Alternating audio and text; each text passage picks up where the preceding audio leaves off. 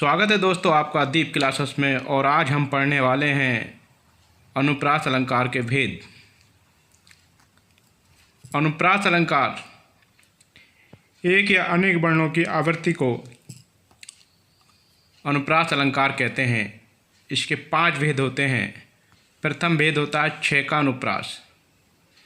किसी वर्ण की आवृत्ति 2 बार हो वह कौन सा अलंकार होगा? 6 का अनुप्रास। सूर समर करनी करहीम, देखो यहाँ स की आवृत्ति हुई है, रै की हुई है, स की हुई है, रै की हुई है, कै की हुई है, रै की हुई है, कै की हुई है और रै की हुई है। तो यहाँ किसी वर्ण की आवृत्ति कितनी बार हुई है? 2 बार हुई है। वह वर्ण 2 भी हो सकते हैं, 3 भी हो सकते हैं और 4 भी हो सकते हैं। आइए आगे बढ़ते हैं। वृत्यानुप्रास वर्ण की आवृत्ति वृत्त के रूप में 3 बार या उससे अधिक बार हो। वृत्त के रूप मतलब कोई शब्द शुरू हो तो उसी अक्षर से शुरू हो। ठीक है, देखिएगा तरनी तनुजा टट तमाल तरुवर बहु छाए। तो इसमें कौन सा अलंकार है? वृत्यानुप्रास। क्यों है? क्योंकि देखिए कोई शब्द तय से ही शुरू हो रहा है। ये नया शब्द ये भी तय से है, ये भी तय से है, ये भी तय से और ये भी तय से है। और यहाँ तय की आवृत्ति कितनी? 1 2 3 4 5 बार हुई है। तो परिभाषा के अकॉर्डिंग 3 बार या 3 से अधिक बार हो तो वहाँ कौन सा अलंकार होगा? वृत्यानुप्रास। इसके बाद हम आते हैं लाटानुप्रास में। किसमें आते हैं? लाटानुप्रास में। वाक्य या उपवाक्यों की आवृत्ति होती है। अन्वय करने पर अंतर दिखाई देता है। पराधीन जो जन नहीं स्वर्ग न रखता हेत। पराधीन जो जन नहीं स्वर्ग न रखता हेत। देखो दो वाक्य आए हैं, बिल्कुल एक जैसे लिखे हुए हैं। अन्वय करने पर अंतर है। पराधीन जो जन है यानी कि जो गुलाम है उसके लिए स्वर्ग भी नरक के जैसा है। और पराधीन जो जन नहीं यानी कि जो गुलाम नहीं है उसके लिए नरक भी स्वर्ग के समान है। ठीक है, आगे बढ़ते हैं। इसके बाद है आपका श्रुत्यानुप्रास।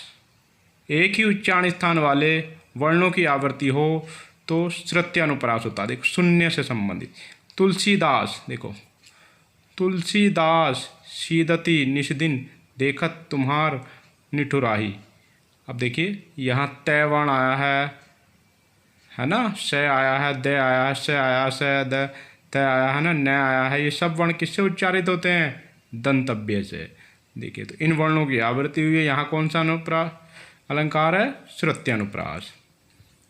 आइए अब आगे पढ़ते हैं अनत्यानुप्रास। अनत्यानुप्रास में क्या होता है? अनत्यानुप्रास में है, अनत्य का मतलब है तुक। पद के अंत में एक वर्ण की आवृत्ति हो या अंत के वर्ण समान स्वर ध्वनि से युक्त हो। जैसे जय हनुमान ज्ञान गुण सागर, जय कपीस्तिहु लोग उजागर। ठीक है, यानी कि आपका देखिए यहाँ आगर आया है और यहाँ भी आगर आया है। तो अंतिम जो ध्वनि है वो आगर शब्द की ही आगर से आगर शब्द है ना, आगर की ध्वनि निकली हुई है। ठीक, जो कि समान स्वर युक्त ध्वनि है। इस कारण यहाँ कौन सा है? अनत्यानुप्रास। तो इनको दोबारा से देख। 6 का क्या है? 2 वर्णों की आवृत्ति। वृत्य क्या है? एक शब्द से शुरुआत हो रही है उनकी। जैसे चंदू की चाची ने चंदू के चाचा को चांदनी रात में चांदपुर के चौराहे पे चटनी चटाई। कौन सा होगा? वृत्यानुप्रास। लाटानुप्रास में 2 वाक्य दिए जाएंगे। ठीक है, 2 वाक्य आएंगे इस तरीके से। ठीक, और श्रुत्यानुप्रास शून्य से संबंधित, उच्चारण स्थान से संबंधित हो गया। भाई कंठ के भी हो सकते हैं, तालव्य के भी हो सकते हैं। ठीक है, ओष्ठ के भी वो वर्ण आ सकते हैं इनमें। और अनत्यानुप्रास क्या? तुक हो गई। यानी कि दोबारा से देखते हैं एक बार। 6 का में एक वर्ण की आवृत्ति 2 बार है ना। और वृत्या में कोई शब्द शुरू होगा उसकी आवृत्ति उसी नए शब्द से होती रहेगी। ठीक, जैसे तरनी तनुजा तरतमाल। लाटा में 2 वाक्य दिए होंगे। श्रुत्या में ऐसे उच्चारण स्थान से संबंधित होंगे। और अनत्या में क्या होगा? अनत्या में होगा कि अंतिम जो है वो अंतिम ध्वनि एक सी होगी, यानी तुकबंदी होगी। ठीक है, जैसे आगर आया और आगर आया। आशा करता हूँ ये वीडियो आपकी समझ में आई होगी। यदि समझ में आई तो लाइक कीजिएगा। धन्यवाद।